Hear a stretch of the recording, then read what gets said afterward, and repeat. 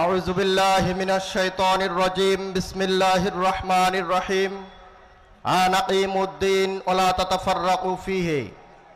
প্রাণপ্রিয় সংগঠন শহীদের রক্তে ভেজা কাফেলা এদেশের পথহারা মানুষকে মুক্তির পথে নিয়ে আসার প্রত্যয়দীপ্ত শহীদি কাফেলা শহীদি ঈদগাহ মানবতার সংগঠন বাংলাদেশ জামাত ইসলামী পঞ্চগড় জেলা শাখা কর্তৃক আয়োজিত আজকের এই বিশাল জনসভায় আমাদের মাঝে প্রধান অতিথি হিসেবে উপস্থিত থাকবেন বাংলাদেশ জামাত ইসলামীর আমির মজলুম জননেতা ডক্টর শফিকুর রহমান।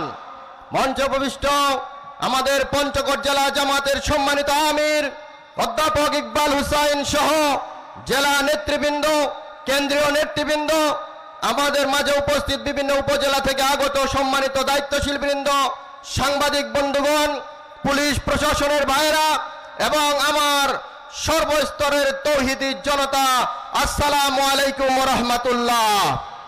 আমরা দীর্ঘ 16 বছর পর খোলা ময়দানে বুক উঁচু করে আমরা কোরআনের কথা, হাদিসের কথা, ইসলামের কথাগুলো বলতে পারছি, এজন্য শুকরিয়া আদায় করে বলি আলহামদুলিল্লাহ। আমরা রাসূলের প্রতি সংক্ষিপ্ত আকারে দরুদ পেশ করে বলি সাল্লাল্লাহু আলাইহি ওয়াসাল্লাম।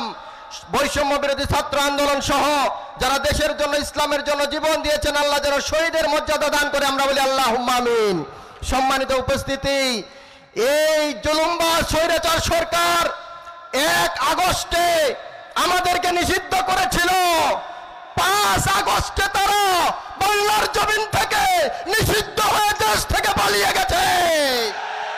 আমরা জানিয়ে দিতে চাই, সব দেখা শেষ।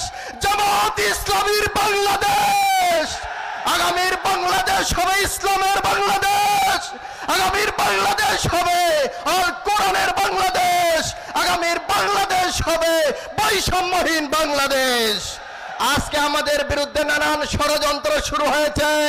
কোন ষড়যন্ত্রেই জামাত ইসলামীর অগ্রযাত্রাকে রুখে দিতে পারবে না। আমরা জানিয়ে দিতে চাই, আমরা সামনে চলবো, পিছনে দেখার সময় নাই।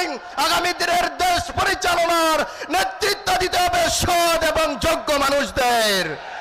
অতএব আসুন বাংলাদেশ জামাত ইসলামীর ছায়াতলে ঐক্যবদ্ধ হয়ে আমরা আমাদের এই দিন, ইসলাম, দেশ, জাতি, মানুষের কল্যাণের জন্য কাজ করি। ধর্ম, বর্ণ, জাতি সবার জন্য প্রয়োজন জামাত ইসলামী বাংলাদেশ। জামাত ইসলামী বাংলাদেশ পারে বাংলাদেশকে উন্নয়ন রাষ্ট্রে পরিণত করতে। সবাইকে ধন্যবাদ। বাংলাদেশ জিন্দাবাদ, জামাত ইসলামী বাংলাদেশ জিন্দাবাদ, ইসলামী ছাত্র শিবির জিন্দাবাদ। আল্লাহ হাফেজ, আসসালামু আলাইকুম।